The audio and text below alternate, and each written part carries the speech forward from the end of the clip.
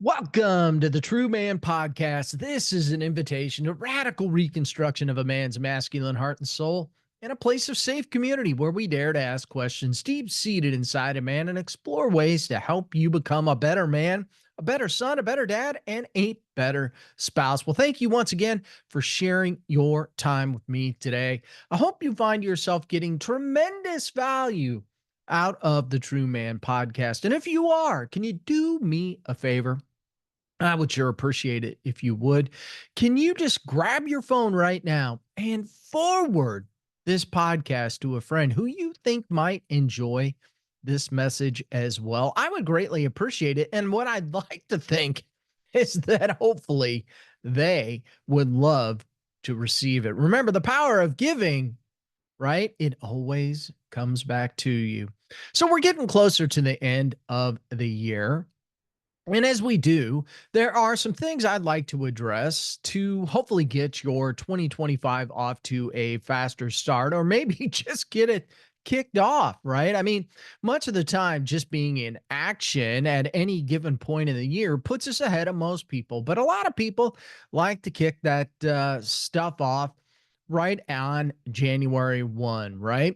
And if that's you, I want to caution you, don't make a New Year's resolution and then put it in your desk drawer someplace, never to be heard from again.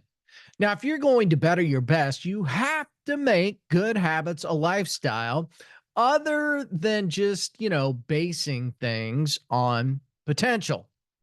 And that's really what I want to talk with you about today. And that is the word potential.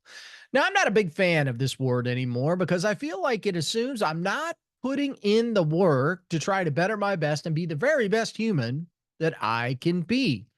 And by definition, the word potential means capable of development. Now, I would like to believe that we're all capable, but ready, willing, and able? Well, man, that's an entirely different conversation, isn't it? And that's what I want to bring to the table today. So let's have a direct conversation about men and potential. Now, when someone says a man has potential, it's often meant as a compliment, highlighting an inner capacity or untapped greatness. But is potential a blessing, or can it sometimes be a weight that holds a man back? Now, as a man, understanding what potential truly means and learning to harness it is crucial, from simply having potential to achieving success.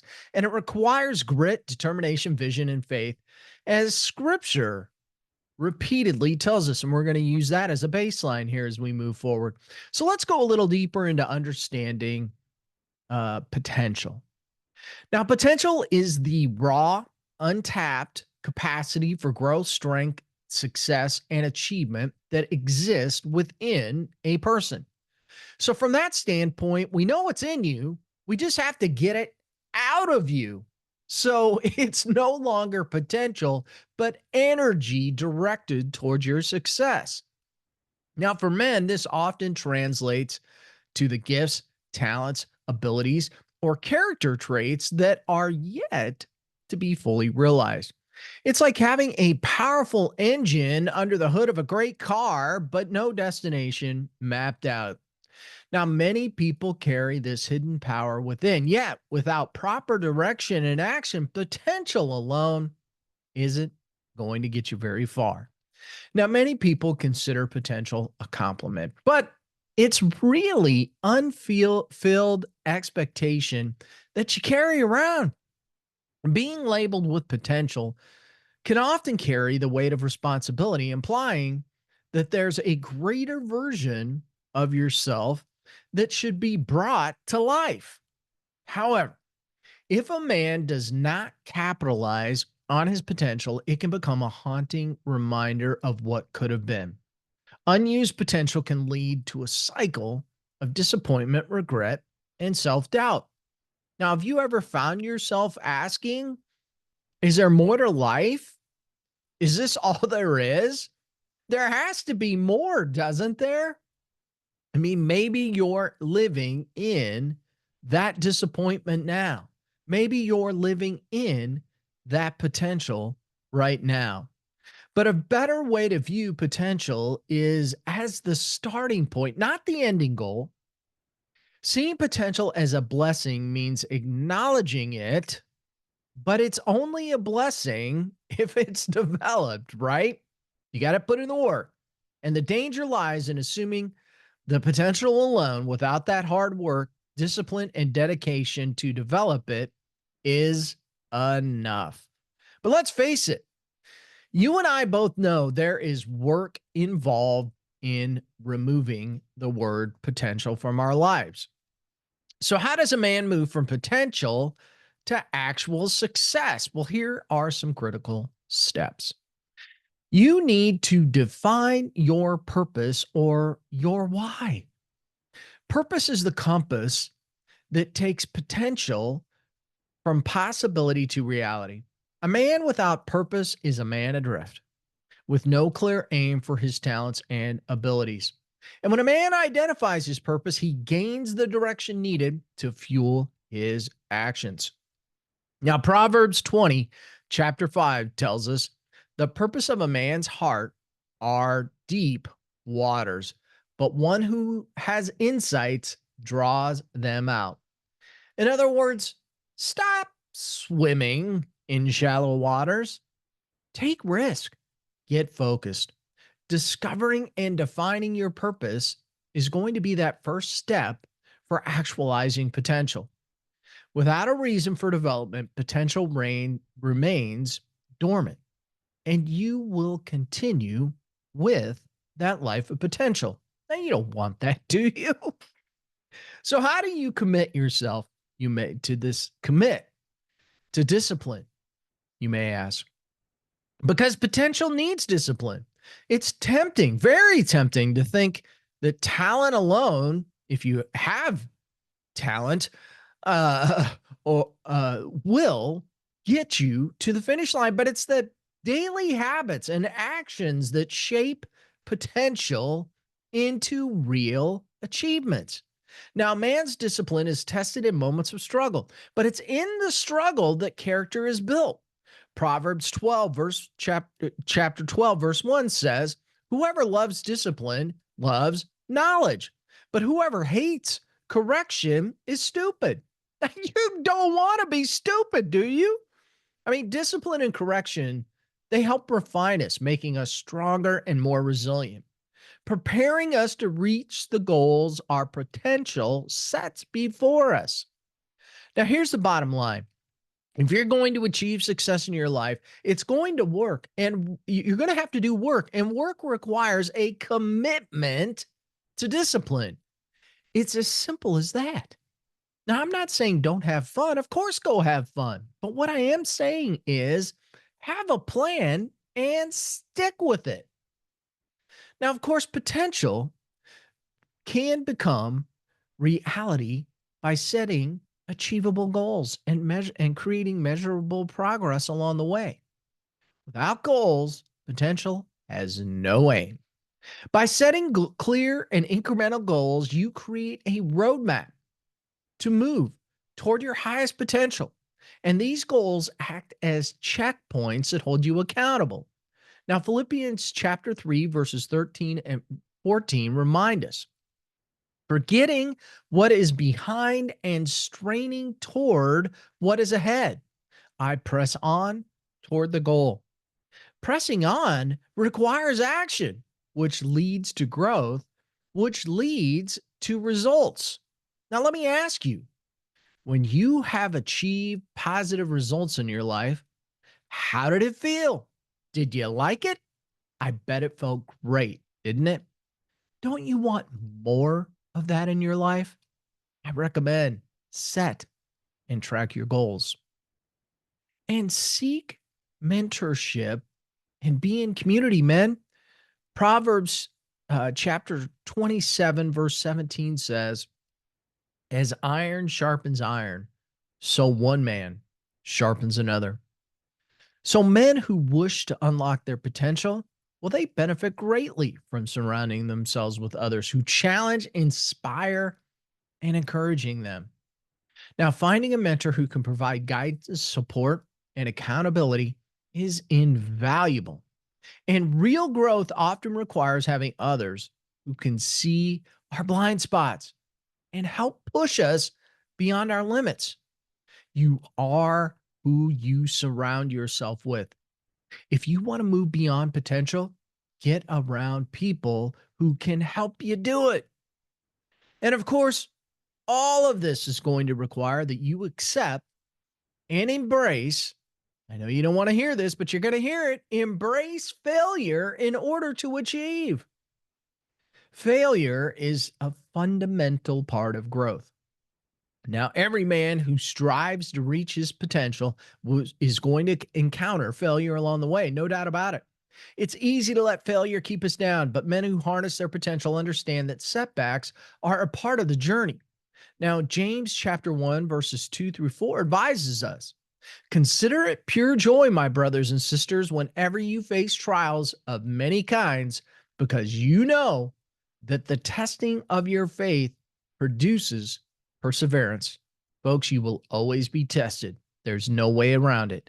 And potential without resilience will crumble under pressure.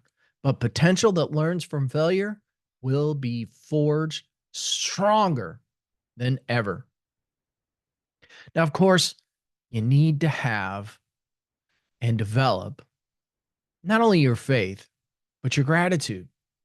Real success in unlocking potential comes from understanding that we are not the source of our own strength. Our gifts and abilities come from God, and trusting Him provides the foundation for lasting success. So, Proverbs chapter 3, verses 5 through 6 teaches us trust in the Lord with all your heart and lean not on your own understanding. In all your ways, submit to Him, and He will make your path straight. Acknowledging God as the source of potential keeps us humble and reliant on Him, which fuels the right motives and sustains us on our journey. Now, the Bible is, of course, filled with stories of men who had potential and who were challenged to grow in the roles that God had for them. So let's consider a couple of examples here. David, he was a young shepherd with the potential to become a great king, but he had to go through trials and endure persecution and demonstrate his heart for God before he could ascend to the throne. Joseph, he was a young man with dreams and the potential for leadership. However, he had to endure betrayal, slavery, and imprisonment before rising to power in Egypt. And how about our good buddy Moses? He had the potential to lead the Israelites, but only stepped into the role after God worked on his character and conviction in the desert. Now, like Moses, many of us spend time in the desert of life, but the true measure of a man is one who moves into action in order to achieve success. And each of these men I just mentioned had potential, but it was God's plan, his purpose, and his timing that took them from potential to purpose driven success. And these men understood that potential alone was not enough. They needed humility, they needed faith, they needed obedience, and they needed perseverance to see their calling fulfilled. Use these men as an example because owning our potential is the decision that you make to take responsibility for your gifts, your abilities, and your calling. It's that commitment to no longer let potential be a failure, a future idea, but a present responsibility. So here's how you can harness some of that potential to help catapult your success as we begin to move into 2025 in a few short weeks here. Take responsibility for your growth. Taking ownership means that you stop waiting for the right conditions to start. Today is a day, friends, to commit to growth, development, and improvement. When a man takes ownership of his growth, potential moves from passive into active. Build resilience through your faith. Potential doesn't guarantee an easy journey. was never meant to be that way. I hope you didn't expect that. When we base our trust in God, we tap into a strength that goes beyond. In Romans chapter 5 verses 3 through 4 it says, not only so, but we also glory in our sufferings, because we know that suffering produces perseverance, perseverance character, and character hope. Owning your potential means preparing for trials, knowing they will make you strong. And let your potential drive you toward your purpose. Potential should drive you toward that purpose. You should feel that fire in your belly. It should be a constant reminder that there is more to achieve in life. You're not done yet. A man who owns his potential won't allow complacency or mediocrity. He will be diligent in his pursuit, focusing his energy on goals aligned with his purpose. And of course, true potential flourishes in humility. When we humble, when we humbly rely on God, we acknowledge that our potential is part of his plan. In James chapter 4, verse 10, it says, humble yourself before the Lord and he will lift you up. Ownership means stay humble, allowing God to guide your potential to its full expression. Lean into him. And when you humble yourself to God, you're giving him control. And I would encourage you to stop white knuckling it through life, gripping that wheel so doggone hard. You know, give God the glory. God would much prefer a relationship dependent on him. And as a man who knows, I'll tell you, he's patiently waiting for you to ask. And finally, moving from potential to success. Well, it's a journey requiring purpose, discipline, and perseverance and faith. And recognizing potential in your life as a man is just the beginning.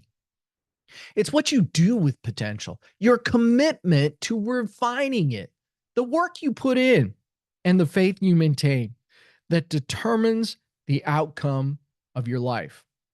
And when we place our potential in God's hands, we step into a life of purpose that brings our gifts in to full power. Now, if that full power is something that you would like to talk more about, just reach out to me and let me know. You can get a hold of me at mike@truemanlifecoaching.com, or you can find my information on my website, truemanlifecoaching.com. And as always, the first call is complimentary. If you want to talk more about this, if you want to find out how you can overcome potential in your life and move more towards success, just reach out to me. Let me know. I would love to talk with you and help you better your best.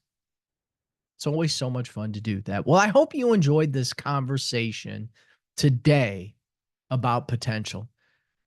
Not a word that I like, but a word that we can all overcome by doing the work.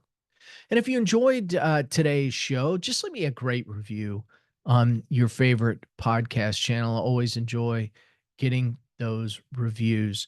So until next week, go out and make this your very best day ever and move from potential to success. God bless. We'll see you next week.